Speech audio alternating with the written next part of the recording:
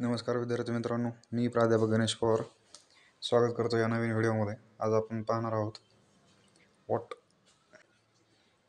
आपण पाहतोय की chapter 2 what is the function of education by J Krishnamurti चा थर्ड पार्ट आहे.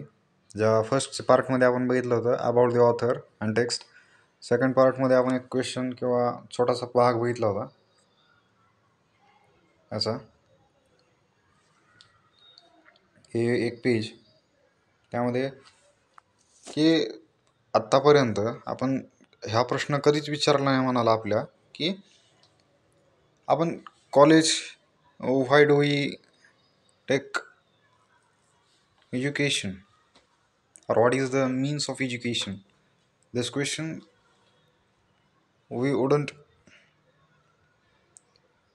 ask to ourselves till at the age of 20s, 21, 23. आणि हा प्रश्नाचं उत्तर आपण आज जे कृष्णमूर्तींनी यावर काय सोल्युशन दिलंय किंवा काय चर्चा केली किंवा काय स्पीचमध्ये काय म्हणलंय तर आपण त्या पुढं पाहूयात. What is going to happen to all of us when we grow to be a man or woman. जेव्हा आपण एक माणूस म्हणून किंवा एक स्त्री म्हणून जगत असतो तेव्हा या शिक्षणाचं काय होतं किंवा नेमकं जगत असताना आपली लाईफ कशी चालते सर्वांची. Have you ever asked yourself what you are going to do, what you grow up when you grow up? Have you ever asked yourself what you are going to do when you grow up? म्हणजे हा प्रश्न तुम्ही स्वतःला विचारलाय का की जेव्हा तुम्ही मोठे होताल तेव्हा तुम्ही काय करताल? In all livelihood you will get married, and before you know where you are will be mothers and fathers, and you will then be tied to a job or to a kitchen in which you will gradually weather means to lose freshness, vigor or vitality. Yeah, freshness, you lose your freshness away. म्हणजे हे कळायच्या आत की जीवन जगताय तुम्ही, पण हे कळायच्या आत की लग्न झाले आणि लग्न झाले की तुम्हाला मुलं होतात. मग मुलं झाली की तुम्ही आई नाहीतर वडील बनता, त्या मुलाचे पालक बनता.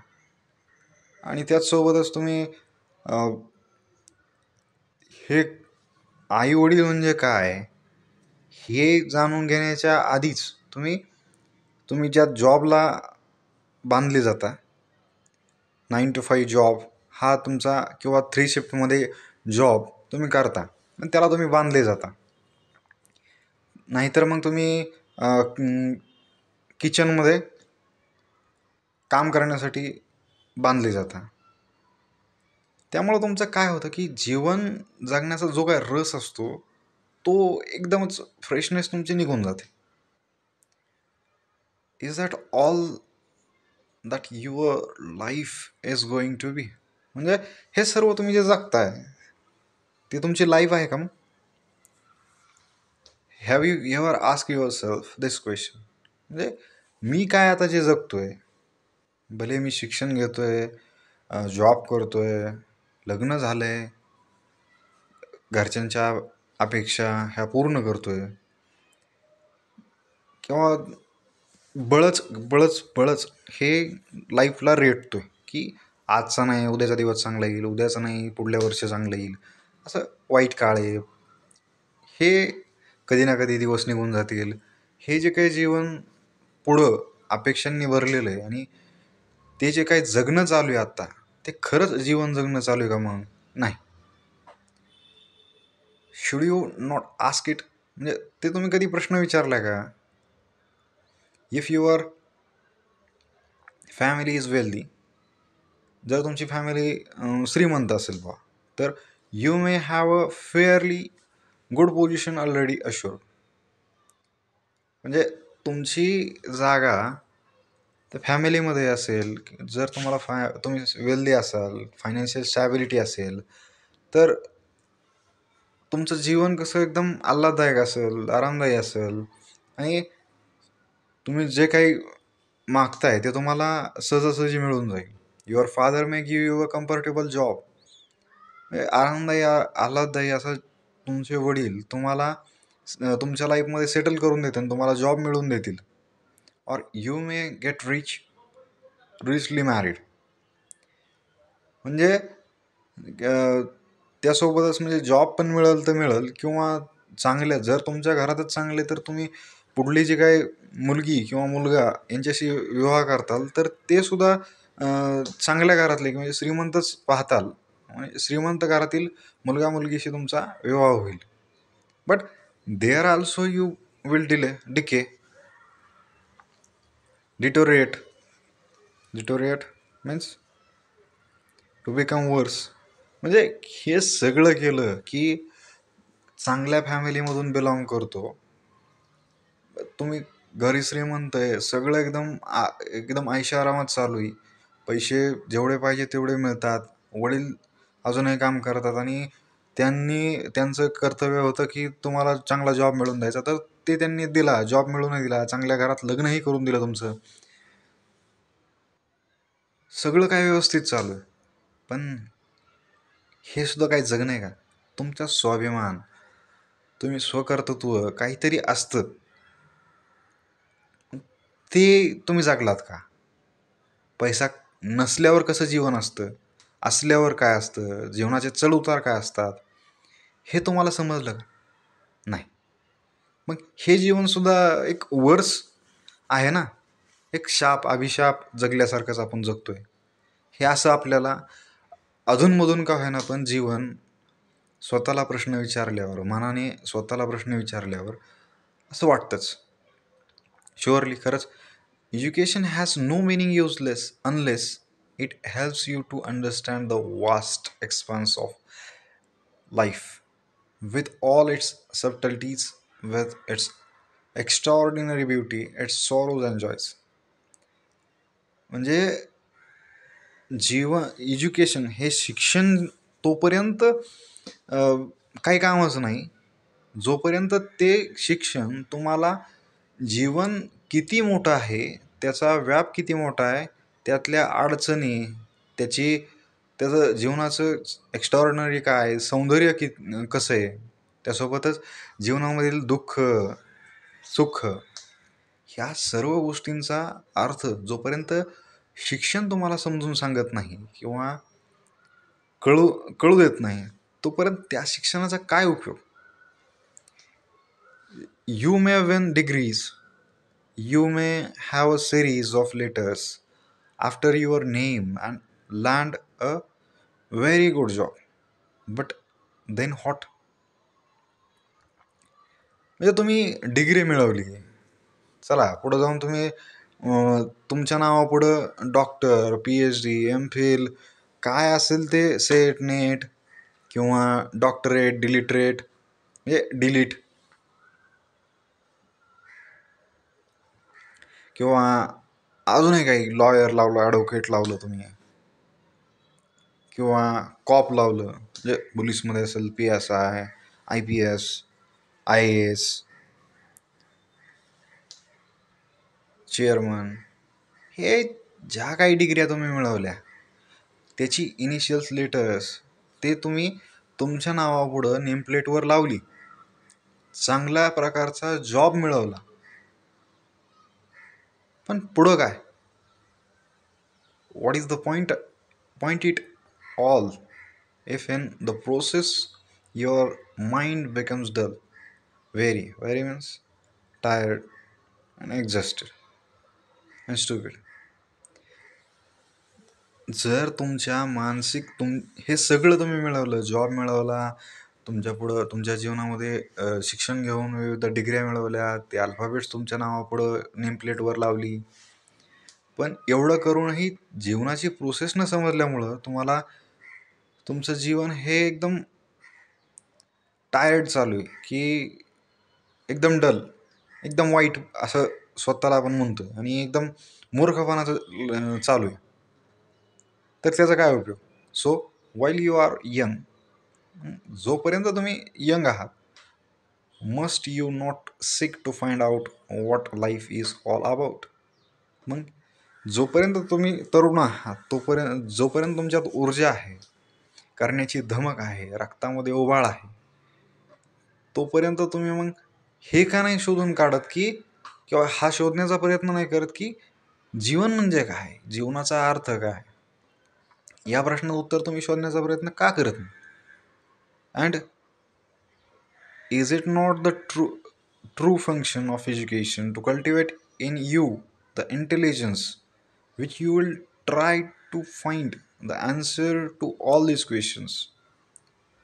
म्हणजे ह्या शिक्षणाचं, खऱ्या शिक्षणाचं हे कार्य नाही का की तुमच्या जी काही बुद्धी आहे, तुम्हाला बुद्धिजीवी बनवणं, तुमच्यात बुद्धिमत्ता पेरणं आणि हा प्रयत्न करणं की त्या बुद्धिमत्तेच्या जीवावर तुम्ही जीवनातील विविध प्रॉब्लेमचे सोल्युशन्स, विविध अडचणींना सोल्युशन्स सापडणं, त्याला उत्तरं सापडणं, विविध प्रश्नांची उत्तरं शोधणं, हे त्या खऱ्या शिक्षणाचं अर्थ नाही का? डू यू, किंवा कार्य नाही का, भूमिका नाही का? Do you know what intelligence is? तुम्हाला माहिती आहे का की इंटेलिजन्स, बुद्धिमत्ता नेमकी काय आहे?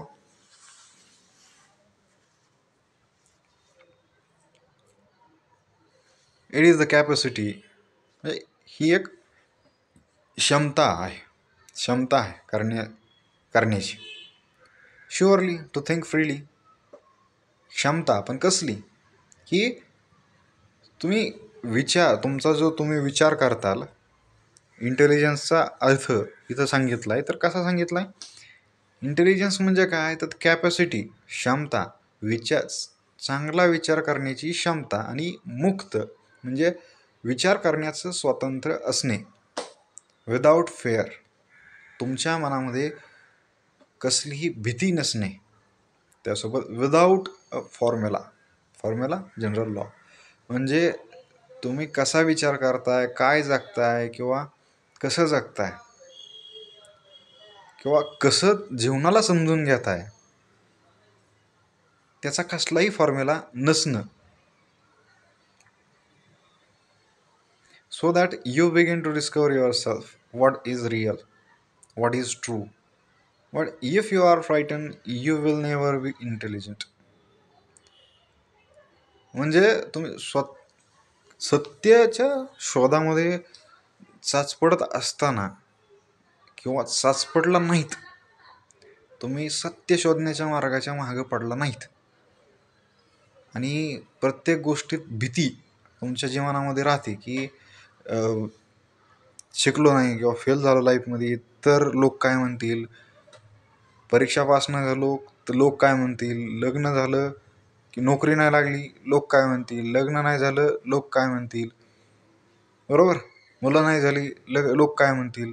ह्या सर्वांच्या भीतीमुळं, या सर्वांच्या दडपणाखाली जे तुम्ही जगताय, एवढं शिक्षण घेऊनही, तर त्या शिक्षणाचा उपयोग काय? आणि तेव्हा तुम्ही एक बुद्धिजीवी किंवा बुद्धिमान माणूस म्हणून जगताय का?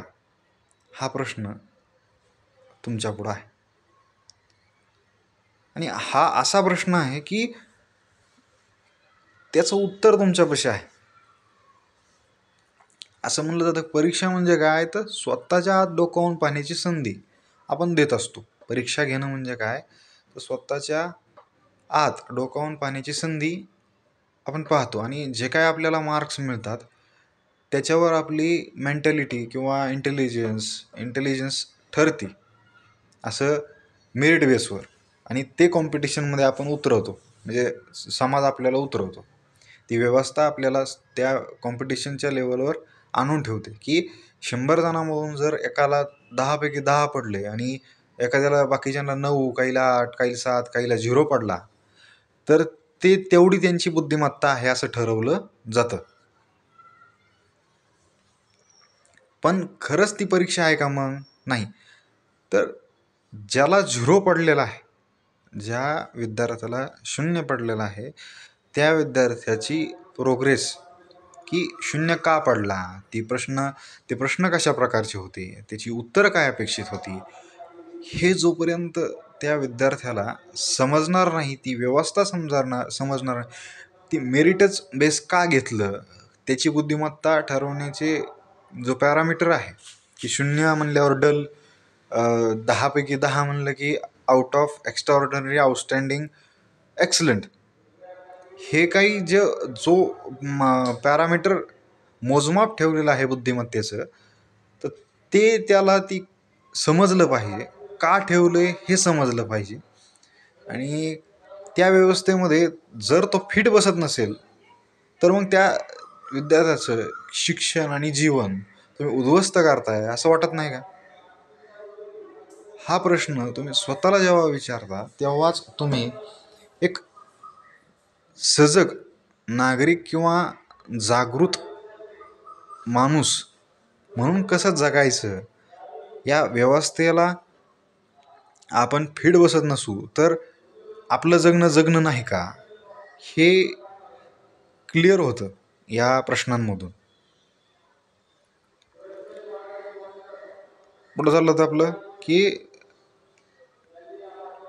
Any form of ambition, spiritual or mundane means here concerned with the world or worldly matters,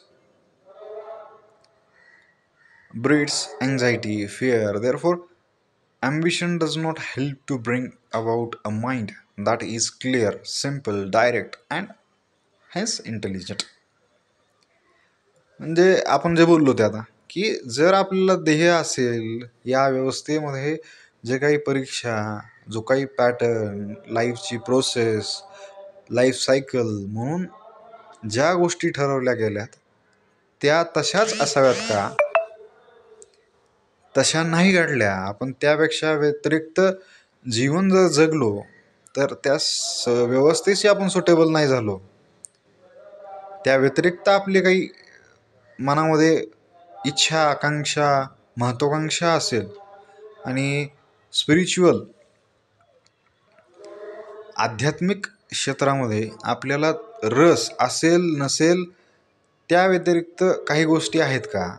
ह्या आध्यात्मिक गोष्टीमुळं, रिलिजन, कास्ट, या सर्व गोष्टींमुळं माणसाला सामाजिक दडपणाखाली जे जगायचं येतं, त्यामुळं मनामध्ये साचलेला राग, भीती आणि आपण ठरवलेलं जे स्वप्न असतं, ते स्वप्न आपण ठरवलंय का समाजाने आपल्याला ठरवायला भाग पाडले, यावर आपण कधीही विचार करत नाहीत आणि या सर्व व्यवस्थेला आहे असं अंगीकारण्याचा प्रयत्न करतो. पण जर आपण यावर विचार, चिंतन, मनन करण्याचा प्रयत्न केला, तर आपलं मन हे एकदम क्लिअर, सिम्पल, डायरेक्ट आणि एक इंटेलिजंट म्हणून पुढे येतं. You know it is a really very important while you are young in life, young to live in an environment in which there is no fear. म्हणजे तुम्हाला माहिती का की आता जीवन जगणं हे एकदम महत्त्वाचं आहे, पण त्यासोबतच तुम्ही जर तरुण असाल आणि तुम्हाला तसं वातावरण मिळालं की कसलीही भीती तुमच्या मनामध्ये नसेल, तर जे तुम्ही जीवन भीती व्यतिरिक्त किंवा भीती शिवाय जगता, ते जीवन हे खरंच जगल्यासारखं वाटतं. म्हणून पिढीमध्ये जो काय रक्तात ओवाळ असतो, भगतसिंगांसारखा देशावर देशासाठी बलिदान देणारे असं रक्त जे तरुण पिढीला प्रेरणा देतं, त्यातून शिकवतं, प्रेरणा देतं की भीती नसावी, भीती नसली तर कसं जीवन जगता येतं, एक आयडियल, एक एक्झाम्पल या समाजापुढे मांडता येतं. Most of us as we grow older become frightened, we are afraid of living. म्हणजे आपल्यामध्ये बहुतेक जण असे असतात की जीवनात जसे जसे त्यांचं वय वाढतं तसतसं त्यांच्या मनामधील भीती ही जागृत होत असते आणि कायम ती राहत असते.